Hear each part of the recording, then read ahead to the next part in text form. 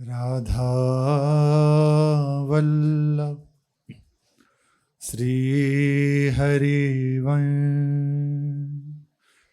राधा वल्लभ श्री हरिवंश। सत्प्रेम सिंधु मकरंद रसोगधारा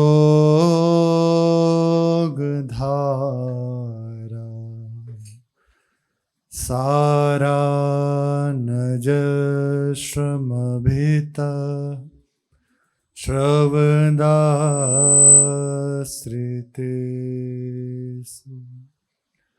श्री राधिके तव कदा चरणारविंदं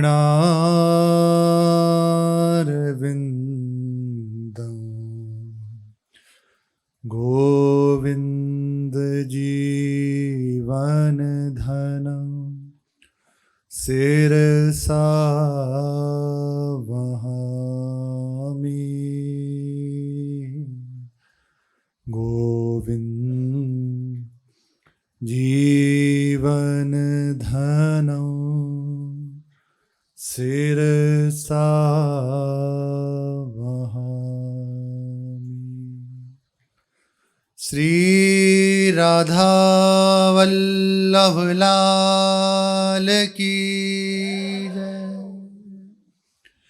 अपार करुणा समुद्र, अहेतु की कृपालु, निरंतर कृपा की वर्षा करने वाले, अति उदार करुणा वरुणालय ऐसे श्री युगल सरकार, एकमात्र इन्हीं के चरणों का आश्रय, इन्हीं का दृढ़ता पूर्वक भरोसा, अन्य हमारे जीवन में कुछ और न रह जाए। यहीं से सारी भागवतिक उपलब्धि उस उपासक को हो जाती है। विश्वास जो प्राप्त कर लेता है, विश्वास आ गया, अब कुछ बाकी नहीं रहता। दृढ़ विश्वास, चाहे जैसी परिस्थिति हो, चाहे जैसी स्थिति हो, हमारे विश्वास में कभी अंतर ना पड़े, हमारा विश्वास कभी डगमगाए ना, ऐसा हृदय में दृढ़ता धारण कर लें। सत्संग के प्रभाव से, उपासना के प्रभाव से और प्रभु से विनय करके उनसे प्रार्थना करें, नाथ आप करुणा करें। चाहे जैसी स्थिति में आप रखें, चाहे जिस परिस्थिति में आप रखें, हम आपके हैं, आप हमारे हैं। बस इतनी करुणा कर दीजिए कि कभी आपके विधान में प्रश्न ना हो, कभी मैं आपके विधान पर प्रश्नवाचक चिन्ह न लगाऊं।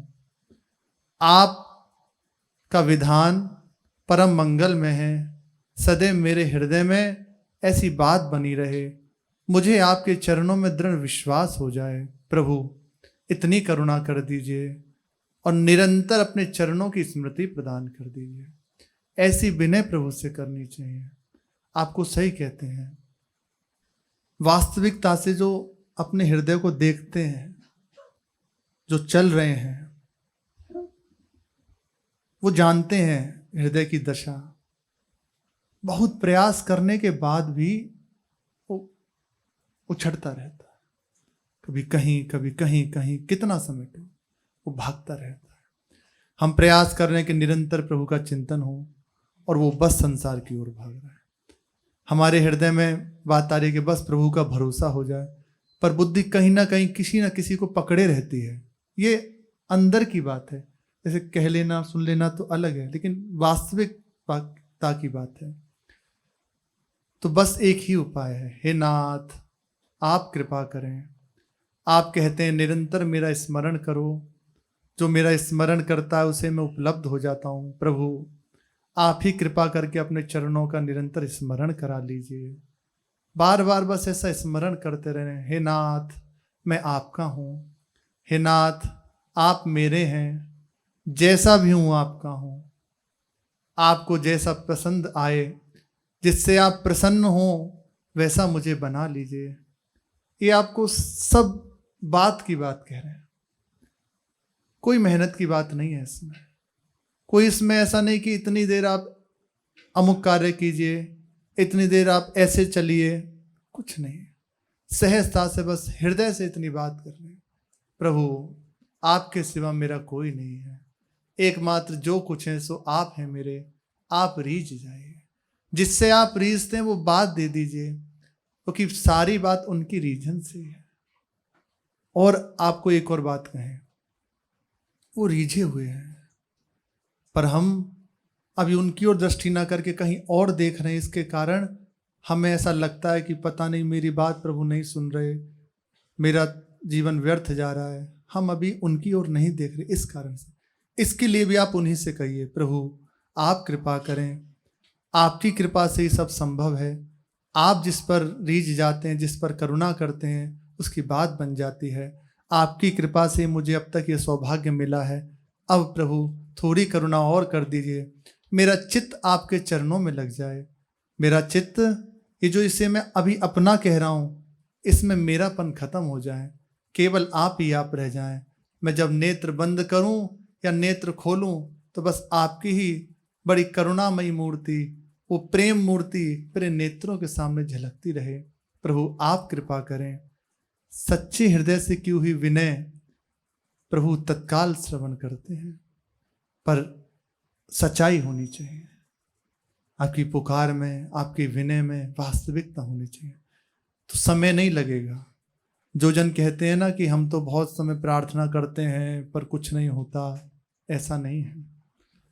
हृदय से की हुई विनय तत्काल प्रभु सुनते हैं। आप कहेंगे कैसे हम माने कि हमारी विनय सुनी जा रही है? हमें कैसे पता चले? जब विनय करते करते करते हृदय द्रवित हो जाए और बह पड़े, एक हृदय से बात उठने लगे, तो मान लेना प्रभु ने हमारी बात सुन ली, हमारी प्रार्थना स्वीकार हो गई। बस आप इंतजार करें वो समय का जब हमें प्रभु निहाल करने के लिए हमारे सामने होंगे। बस इंतजार करें। धैर्य नहीं है, उन्हीं से विनय करें, वही सुंदर रास्ता देते हैं। और आज तक जिसको मिला है वो उन्हीं की कृपा से प्राप्त हुआ है, और किसी प्रकार से नहीं, उन्हीं की कृपा से मिला है। हमें ये विश्वास, हमें ये भरोसा, हमारे हृदय में ऐसा उत्साह, हमें प्रभु को प्राप्त करने की बात ये और तीव्रता से आए, इसके लिए प्रभु ने कृपा करके अपने संत महापुरुषों का संग हमें प्रदान किया है। उनके चरित्र का श्रवण कथन निश्चित मानिए दृढ़ता हृदय में धारण करा देगा, निष्ठा हृदय में प्रदान कर देगा। जैसी महापुरुषों की रहनी रही है उसका किनका हमारे जीवन में आ जाएगा। बिना भक्तों के संग से प्रभु के चरणों की भक्ति दृढ़ नहीं होती। बिना भक्तमाल भक्ति रूप अति दूर है। जिन्हें भक्तों का संग मिल गया, जिन्हें महापुरुषों का सानिध्य प्राप्त हो गया, और उसमें भी जो अपने आपे को विसार कर उनकी आज्ञा में अपने जीवन को लगा दिए हैं, अपने मन की बात को छोड़कर उनकी बात में अपनी बात मिला दिए हैं, उनके लिए कुछ कठिन नहीं रहता। कुछ ही दिनों में परिवर्तन प्रारंभ हो जाता है। दिनों में, साल और जन्म की तो बात अलग है, दिनों में परिवर्तन प्रारंभ, क्योंकि उनकी कृपा दृष्टि है, उनका कृपा प्रसाद है, उससे परिवर्तन हो जाता है। संतों का संग, उनके चरित्रों का कथन श्रवण बहुत जल्दी हृदय में प्रभु के चरणों की दृढ़ता प्रदान कर देगा, विश्वास प्रदान कर देगा। अपने जन पूज्य भाई जी महाराज के पावन प्रसंग का कथन श्रवण कर रहे हैं। गीता प्रेस में अखंड हरिनाम संकीर्तन चल रहा था। उसी समय श्री स्वामी चक्रधर जी महाराज, जिनको बाद में पूज्य राधा बाबा के नाम से जाना गया, श्री सेठ जी जयदयाल गोयनका जी की प्रेरणा से बहुत पहले करी थी, पर एक बार भाई श्री राधा बाबा उस गीता प्रेस की तरफ से, गीता वाटिका की तरफ से जा रहे थे गोरखपुर से, तो विचार हुआ गाड़ी रुकी है तो थोड़ी देर यहाँ हनुमान प्रसाद पौदार नाम के कोई संत हैं, उनसे मिलते चलें, बस ये बात खींच लाई। और वहीं गीता वाटिका पधारे और भाई जी से उनका घनिष्ठ संबंध हो गया। कैसा हुआ इसका श्रवण पूज्य बाबा के प्रसंग में ही करेंगे। अपने जन बाबा का प्रसंग श्रवण करते हैं। महामहिमाशाली पूज्य बाबा का प्रसंग है, ध्यान पूर्वक सुने। अहेतु की कृपा कैसे बरसती है। बाबा तो कहते हैं कि ऐसे चलो, ऐसे करो तब कृपा होती, हमने ऐसा सुना है। लेकिन एक अनिर्वचनीय अहेतु की भी कृपा है। अपने लिए स्वयं बाबा कहते हैं कि मैंने कभी कोई प्रयास नहीं किया, मुझे तो ऐसे मानो सब कुछ इस प्रकार मिल गया जैसे किसी को हेलीकॉप्टर से, बाबा के वचन है, हेलीकॉप्टर से ले जाया जाए और समुद्र में फेंक दिया जाए। इसी प्रकार ठाकुर जी की कृपा हुई, भाई जी महाराज मुझे मिले और भाई जी महाराज ने अनायास मुझे ऐसी वस्तु प्रदान कर दी बिना प्रयास के। कैसे रीझ गए? बाबा स्वयं कहते हैं केवल अहेतु की कृपा, अहेतु की कृपा, केवल अहेतु की कृपा। किसी महान संत का आविर्भाव संत परिवार में ही होता है। संत जीवन की महान गरिमा की अभिव्यक्ति के लिए परिवार का संतोचित वातावरण आवश्यक पृष्ठभूमि का कार्य करता है। देखो, पूज्य बाबा तो हैं ही महाभागवत, उनके पिताश्री, उनकी माताश्री भी किस कोटि की उपासक हैं, महाभागवत हैं। ऐसों के यहाँ ऐसे महाभागवतों का जन्म होता है जिससे लोक पावन हो। श्री राधा बाबा का आविर्भाव बिहार प्रदेश के मिश्र जातीय ब्राह्मण परिवार में हुआ। बिहार प्रदेश के गया जिले में एक फखरपुर ग्राम है जो सोनभद्र नदी के समीप अरवल ग्राम के 3 मील पूर्व की ओर स्थित है। इस ग्राम का यह मिश्र कुल अपने संतत्व एवं श्रेष्ठत्व के लिए आसपास के अनेक गांवों में बड़ा विख्यात रहा है। पूज्य बाबा का जो परिवार है अपने प्रभाव से, संतत्व के प्रभाव से आसपास के गांवों में बहुत प्रचलित रहा। इस संत परिवार की आस्तिक सात्विक वातावरण में श्री राधा बाबा का आविर्भाव होने से ये परिवार और यह ग्राम सभी के लिए वंदनीय बन गया। यह मिश्र परिवार पहले विश्वनाथ बिगहा में बसा हुआ था। फिर परिवार के लोग विश्वनाथ बिगहा से आकर फखरपुर ग्राम में बस गए। पूज्य श्री बाबा के दादाजी का नाम था पंडित श्री अंबिका दत्त जी मिश्र। भगवत कृपा से पंडित श्री अंबिका दत्त जी को 5 पुत्र हुए। श्री जयपाल जी, श्री भूपाल जी, श्री श्रीपाल जी, श्री महिपाल जी और श्री देव शरण जी। श्री राधा बाबा के ये 5 पिताश्री के 5 भाई।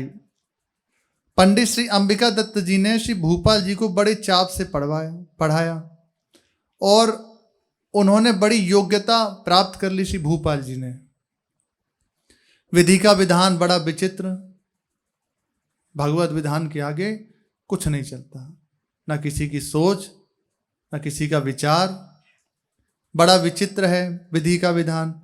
विवाह होने के थोड़े दिन बाद ही सर्पदंश से, सर्प की काटने से श्री भूपाल जी का देहांत हो गया।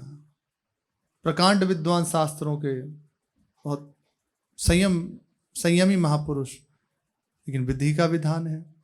पिता के सामने ही पुत्र का देहांत हो गया। अपने सुपठित सुयोग्य पुत्र की मृत्यु से श्री पंडित श्री अंबिका दत्त जी बहुत शोकाकुल हो गए। इतने शोकाकुल हो गए कि निश्चय कर लिया कि अब किसी को नहीं पढ़ाना।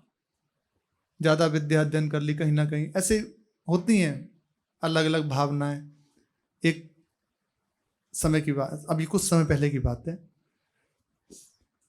विचार की कह रहे हैं कि ऐसा किया तब इस कारण हो गया। तो जयपुर में कहीं भागवत जी का पारण था, सप्त दिवसीय। तो जिनके यहाँ भागवत जी होनी थी उनके जो प्रधान थे वहाँ के परिवार के, उनको उसी समय हार्ट अटैक हुआ। अब जो व्यास जी थे, उन्होंने, महापुरुष, उन्होंने विचार किया कि यदि इनकी इस समय मृत्यु हो जाती है या इन्हें कोई कष्ट विशेष हो जाता है तो लोग ये कहेंगे कि भागवत सुना, भागवत जी को सुनने से और ऐसा हो गया। अब तो बड़ा हृदय में उनके कौतूहल हुआ, क्या करना चाहिए। तो संतों का तो एक ही जीवन है, प्रभु। तत्काल प्रभु की ओर दृष्टि गई कि प्रभु इस बात का भय नहीं कि उसके जीवन में क्या हो, क्योंकि जैसा विधान है वैसा तो होना ही है, लेकिन कलंक न लगे। तो ऐसा प्रभु का विधान है एक, लेकिन वहां दृष्टि नहीं जाती।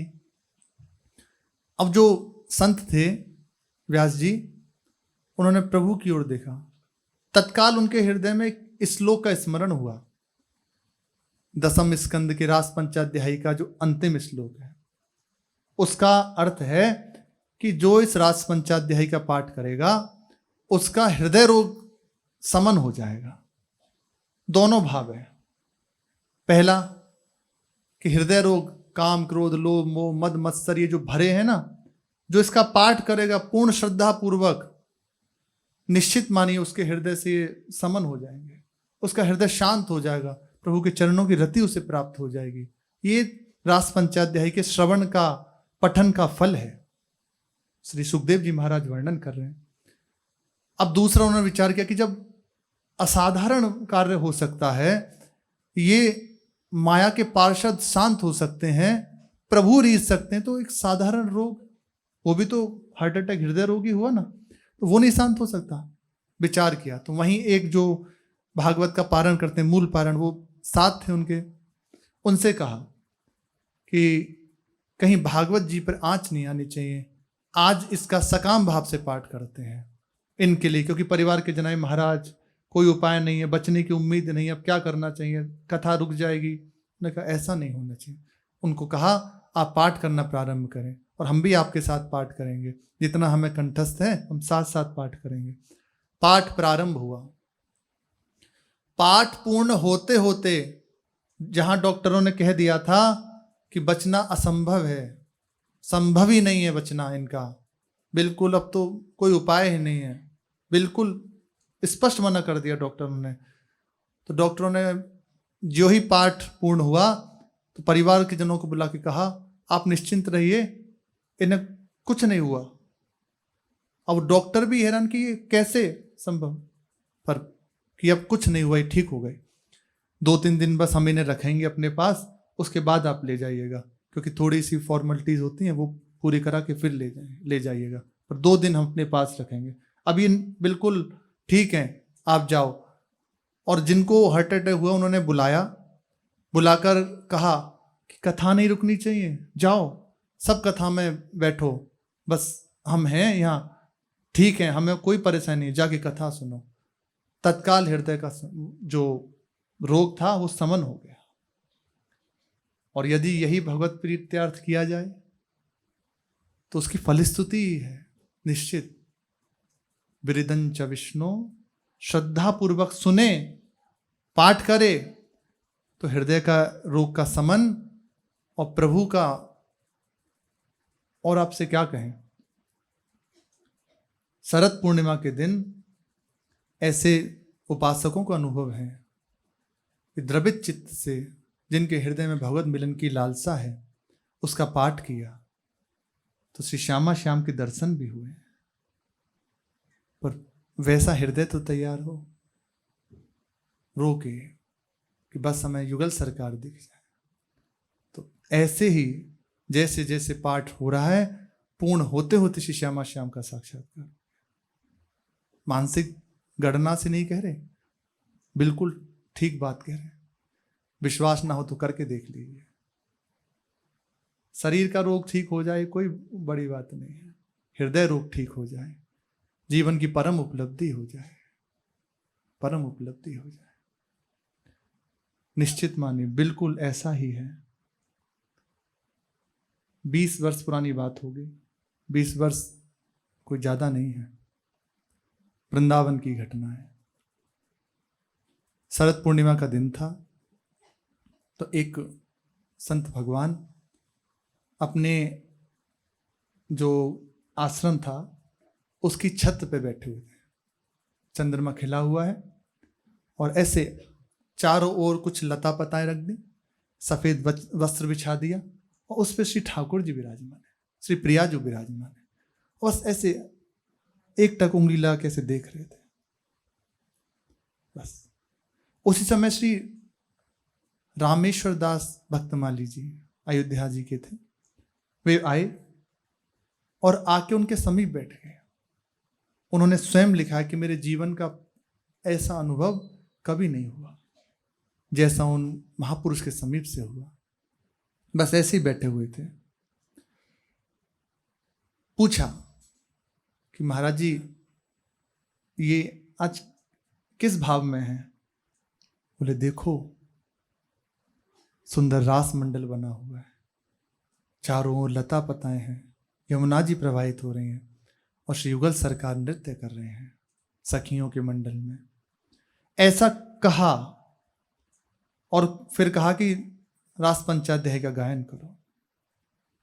बस जैसे जैसे उसका गायन प्रारंभ हुआ तो जो सामने दृश्य था, अभी की एक वस्त्र बिछा हुआ है, श्री ठाकुर जी विराजमान है, कुछ लताएं हैं, वे अंतर ध्यान हो गया और जो रास हो रहा है उसका पूरी रात्रि दर्शन किया। पूरी रात्रि महामहिमाशाली है, सिद्ध वस्तु है।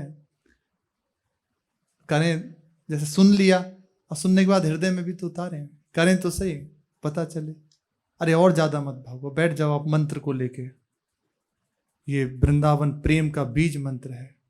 बस कुछ ही दिनों में देखो कैसी हृदय की भावना बनने लगेगी, बिना प्रयास के रोने आने लगेगा। बहुत महिमाशाली है और करने वाले के लिए है।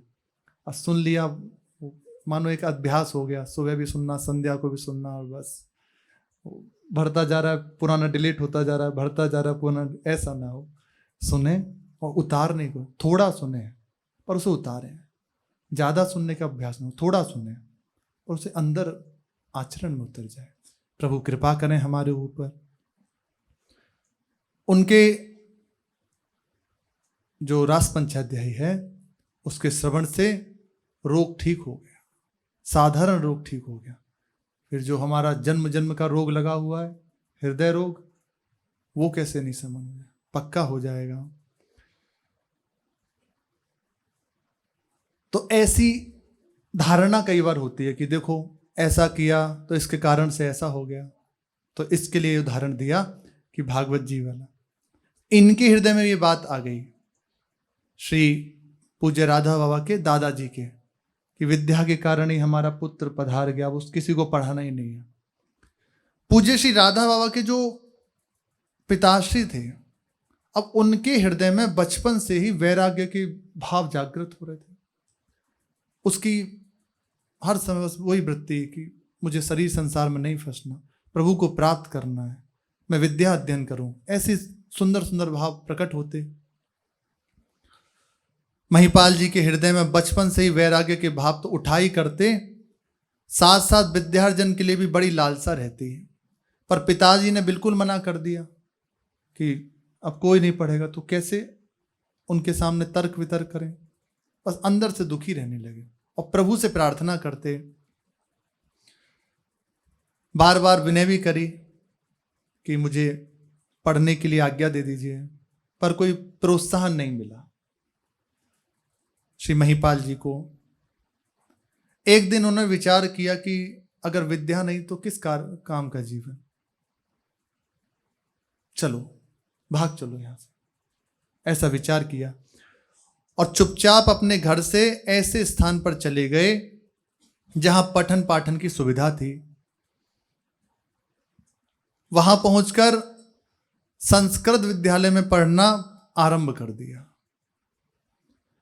और गांव पर जो पिताजी थे गांव में, उनके पास पत्र लिख के भेज दिया कि हम ये पठन पाठन कर रहे हैं। ये सारी सूचना श्री पिताश्री को भेज दी महिपाल जी ने।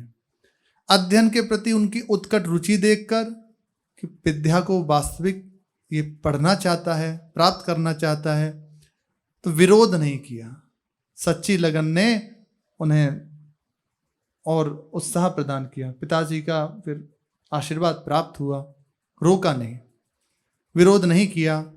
पंडित श्री अंबिका दत्त जी को कुछ दिनों बाद ज्ञात हुआ कि मेरे अध्ययनशील पुत्र का वैराग्य भी बढ़ता जा रहा है, जैसे जैसे विद्या पढ़ रहा है। यही विद्या का परम फल है, विवेक की जागृति हो जाए। अब विवेक नहीं हुआ तो बेकार है। विद्या पर करतो फिरो औरन को अपमान, नारायण विद्या नहीं सो विद्या धूरी समान। बहुत आप जानकार हैं, बहुत पढ़े लिखे हैं और दूसरों का अपमान करते हैं, किसी कार्य की नहीं है। विद्या विनयम ददाती, विनम्रता आनी चाहिए।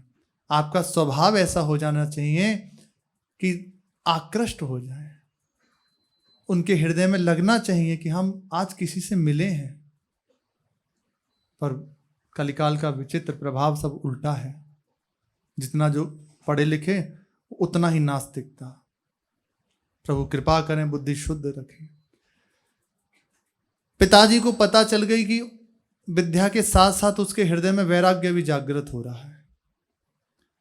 इससे उनको चिंता हो गई कि कहीं हमारा पुत्र वैरागी ना हो जाए, बाबा जी ना बन जाए। ये बड़ी परिवार वालों के सामने चुनौती आती है।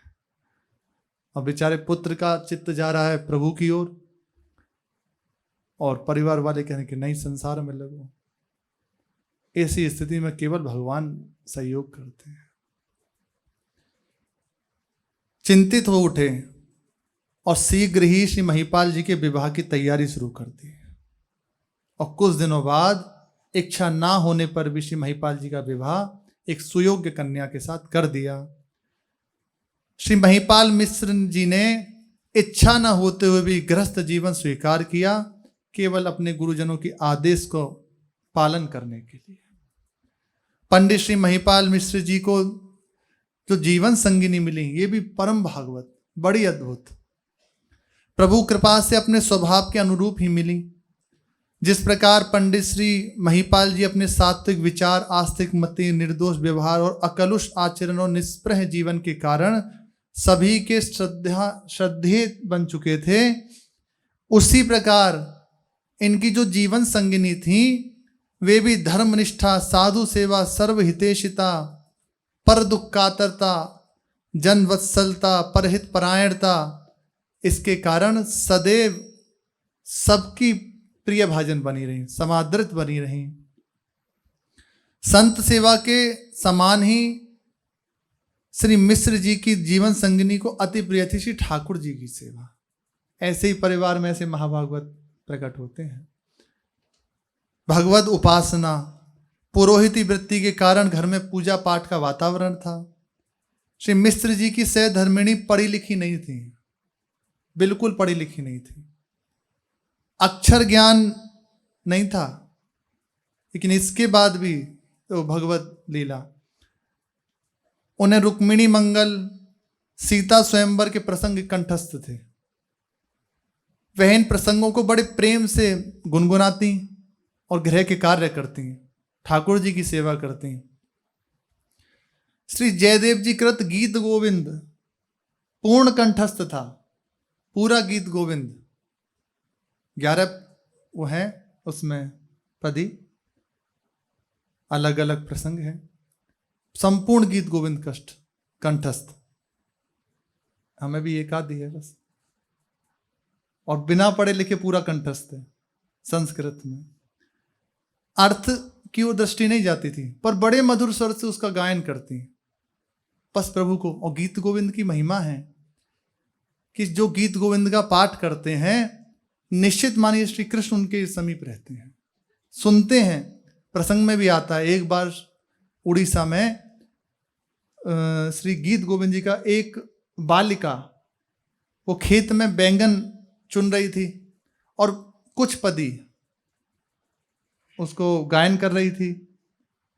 गायन करते करते श्री जगन्नाथ भगवान श्री ठाकुर जी पीछे पीछे उसके घूम रहे थे। गोपिन पीन पयो धर्म मर्दन चंचल कर युगशाली, बहुत महिमाशाली है। उसको गायन कर रही थी और पीछे पीछे श्री ठाकुर जी विहरण कर रहे हैं। उसमें कांटे होते हैं बैंगन की लता में, तो उससे उनके वस्त्र फट गए जगन्नाथ भगवान के। और जब समय हो गया गीत गोविंद, उन्होंने गाना बंद कर दिया, तत्काल प्रभु चले गए। जाके देखा पुजारियों ने तो सारे वस्त्र फटे हुए ठाकुर जी की। पूछा जय जय ये क्या? बोले हमें गीत गोविंद श्री जयदेव जी का अत्यंत प्रिय है, यहाँ तक कि उसमें अपने हाथ से श्री ठाकुर जी ने एक पंक्ति लिखी है, प्रिय चारु सीले मुंचमयी मानमति दानम। और उसमें एक पदी है, देहि पद पल्लव मुदारम। प्रियाजू से विनय कर, महारसमयी बात है कि आप अपने चरण कमल, वृंदावन की बात है, अपने मेरे मस्तक पे धारण करा दीजिए, आप मान का त्याग कर दीजिए। बड़ी प्रेम भरी बात है। श्री ठाकुर जी ने अपने हाथ से, श्री जयदेव जी की हिम्मत नहीं हुई थी लिखने की, पंक्ति स्फुरण हुई तो व्याकुल हो गया चित्त, कैसे लिखूं? तत्काल कलम रख दी और गंगा स्नान के लिए चले गए। तो उनके पीछे जयदेव जी का स्वरूप धारण करके श्री ठाकुर जी आए और अपने हाथ से यही देहि पद पल्लव मुदारम इतनी पंक्ति लिखी और फिर चले गए। आकर जब देखा तो गदगद हो गए कि प्रभु स्वयं पधारे और अपने हाथ से ये लिखा है। तो श्री ठाकुर जी ने ही लिखा है। महामहिमाशाली गीत गोविंद है। जो पाठ करता है अर्थ का अर्थ ना पड़े, क्योंकि अभी हमारी बुद्धि उस धरा को पार नहीं कर पाई है। कहीं ना कहीं हम लौकिक भाव कर लेंगे। इसलिए चतुरासी जी हैं, व्यासलीला जी हैं और जो केलीमाल जी हैं, रस्म ग्रंथ हैं, इनके अर्थ को पढ़ने के लिए मना किया गया है। जब इनकी कृपा से, वाणी जी के प्रभाव से हृदय पवित्र हो जाएगा, हृदय में एक भाव जागृत होगा श्री श्यामा श्याम से, गाढ़ अपनापन। हमारी वृंदावन की उपासना अपनेपन की है, रागमय उपासना है, आसक्ति की उपासना है। पूर्ण आसक्ति श्री श्यामा श्याम से, बस पूर्ण प्राप्त, पूर्णता, पूर्ण प्राप्ति, गाढ़ आसक्ति प्रिया प्रीतम से हो जाए, ये आसक्ति की उपासना है। इसलिए आप देखो हमारे वृंदावन के रसिक जन ज्यादा कोई व्यवहार नहीं, हर समय अपनी श्री जी में लगे हुए हैं। उन्हीं का नाम है, उन्हीं की वाणी है, उन्हीं की सेवा, रात आठों प्रहर उन्हीं में, उन्हीं के चिंतन में बैठे हैं। बस कैसे उनको दुलार करें, इसी में लगे रहते हैं, कुछ और अलग से नहीं। श्री हरिराम व्यास जी तो कहते हैं, नैन न मूंदे ध्यान को। हमने कोई ध्यान नहीं किया कि नेत्र बंद करके बैठे कि ध्यान कर रहे हो, और कियो ना अंगन्यास, अंगन्यास करन्यास आदि ये सब नहीं किया। बोले महाराज फिर आपको वस्तु की प्राप्ति कैसे हुई, इस वृंदावन रस की प्राप्ति कैसे हुई? बोले बस नाच गाए रास ही मिले, रसिकों के संग से वाणियों का गायन किया और खूब नाम का कीर्तन किया। श्यामा श्याम की आसक्ति हृदय में जागृत हो गई, वृंदावन की रस से प्रेम हो गया, रसिकों से प्रेम हो गया। इसी के प्रभाव से नाच गाए रास ही मिले, करी वृंदावन वास। वृंदावन वास करते हुए वाणियों का गायन किया, रसिकों का संग किया। इसी के प्रभाव से हमें बस वृंदावन की दुर्लभ उपासना प्राप्त हो गई। वृंदावन के आराध्य श्री युगल सरकार श्री श्यामा श्याम प्राप्त हो गए, उन्होंने अपना लिया। महामहिमाशाली ये गीत गोविंद आदि वाणियां हैं, अर्थ ना पड़े।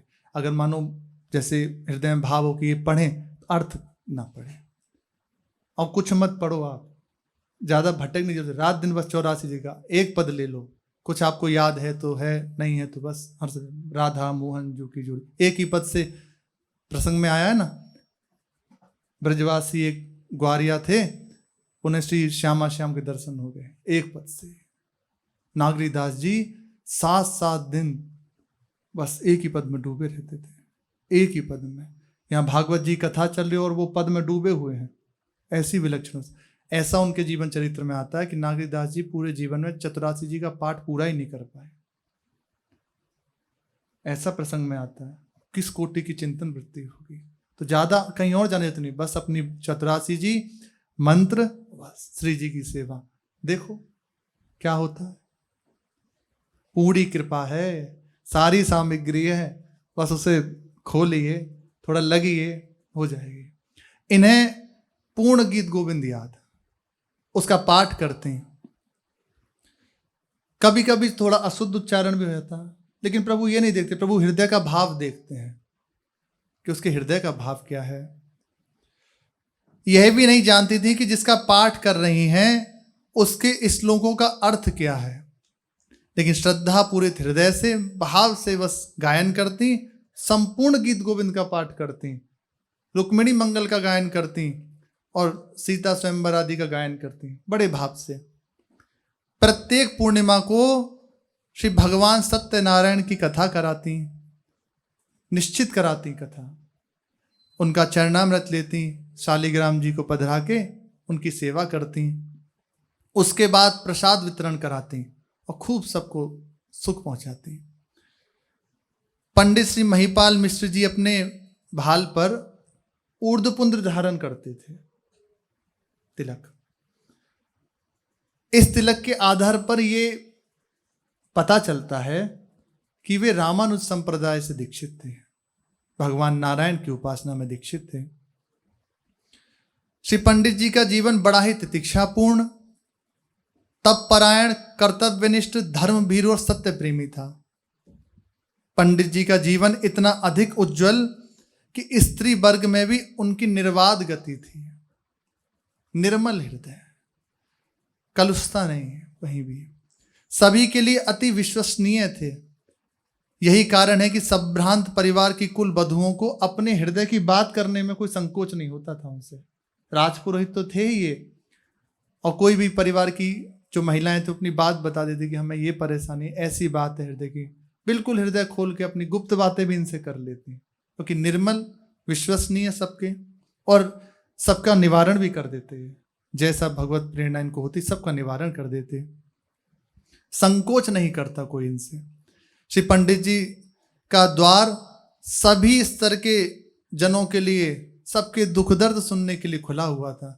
ऐसे ही महाभागवत के यहाँ ऐसे परमहंस कोटि के महापुरुष प्रकट होते हैं, पूज्य राधा बाबा जैसे। इनकी शेष चर्चा आगे। श्री राधा वल्लभ लाल की जय।